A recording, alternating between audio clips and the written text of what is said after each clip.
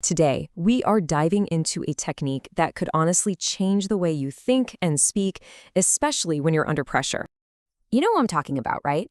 You're in a meeting, someone gets hit with a really tough question out of nowhere, and they just nail the answer. They're calm, they're clear, they make perfect sense. It seriously feels like they have some kind of superpower. Well, here is the really good news. It's not about having some genius-level IQ. It's a skill. It's a mental muscle. And like any muscle, you can actually train it. And today, that's exactly what we're going to look at. Okay, so first, let's get to the root of the problem. When you're put on the spot, it feels like your brain is just frantically searching for the right words, doesn't it? But here's the thing. What if the problem isn't really about the words at all? It's about the direction. We stumble and hesitate because we don't have a clear path for our thoughts. We have no idea where we're trying to steer the conversation. And that is exactly where frameworks come in. The solution is to train our minds to use these mental structures. It's the secret to finding that direction almost instantly. So, what even is a framework? Well, think of it like a mental model. It's basically a pre-built structure that helps you organize your thoughts on any topic, so you can immediately see the most important pieces and how they all fit together. And this is such a key distinction. Most of us, and I totally include myself here, usually think by analogy. We ask ourselves, what's a similar situation I've seen before? It's quick, yeah, but it can also be unreliable. Frameworks are different. They're built on first principles, which means getting down to the absolute, fundamental truths of a situation. It's just a much more solid foundation to build an argument on. The legendary investor Charlie Munger had the perfect way of putting it. He talked about a latticework of theory, which is really just his fancy way of saying a collection of mental frameworks. Without that structure, facts are they're just random bits of information. They don't become useful until you organize them. Okay, theory is great, but let's actually see how this works in the real world. Let's put a framework into action with a classic business problem. So, imagine this. You're in a big meeting, and the CEO turns to you and asks this exact question. I mean, it's a huge, complicated question, right? You could talk about marketing, new products, operations. Where do you even begin? You start right here. Instead of panicking, your brain pulls up the most basic, fundamental framework for profit. There are only two ways to do it. That's it. You either make more money or you spend less money. Literally everything else you can think of falls under one of those two categories. And you can see how this just naturally builds on itself. If we look at that first lever, revenue, we can break it down again. How do you increase revenue?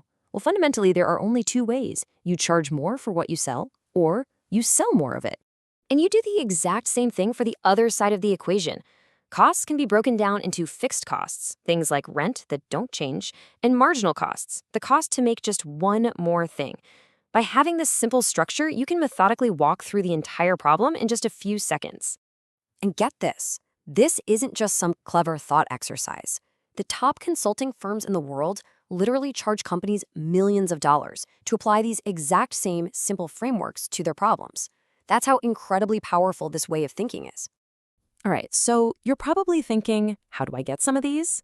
The goal is to start building your own mental library of frameworks, especially for the topics that really matter in your job and in your life.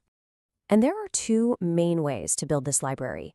You can either learn to create your own frameworks from scratch, or you can get really good at spotting the hidden ones that are already all around you. So for that first method, creating your own, think of it like the art of distillation. You're taking a big, complex topic and boiling it down to its absolute essence. Probably the best way to understand this is with an analogy from Apple. They used to teach this concept using a famous series of drawings by Picasso. He started with a very detailed, realistic drawing of a bowl. You can think of this as all the complicated information you have about a subject.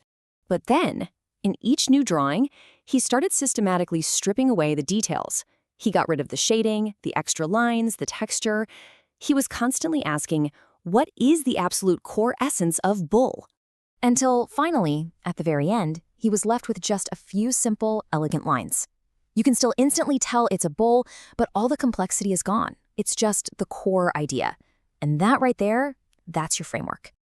Here's a perfect example of one. Let's say a presentation or a marketing message just isn't working. Instead of randomly guessing why, you could pull up this ancient framework from Aristotle: ethos, pathos, and logos. Is the problem our credibility? Are we failing to connect emotionally? Or is the logic just not sound? Suddenly, you have 3 very clear places to start looking for the real problem. Now, the second method is all about finding frameworks that are already out there, kind of hiding in plain sight. A lot of the time, experts have already done that hard work of distilling an idea for you. They just might not call it a framework. A really beautiful example of this is the Japanese concept of ikigai, which is basically your reason for being. If a friend asks you for career advice, instead of just saying follow your passion, you can pull up this framework. It immediately breaks down a huge, scary problem into 4 core questions.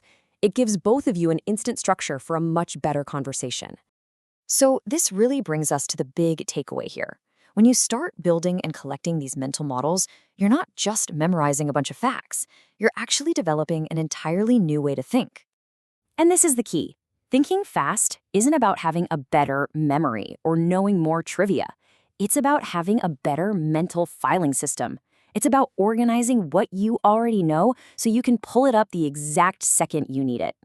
So I'll leave you with this question to get you started. Think about a topic that's really important to you, whether it's at your job or in your personal life. What's the first fundamental framework you can either build for it or go out and find?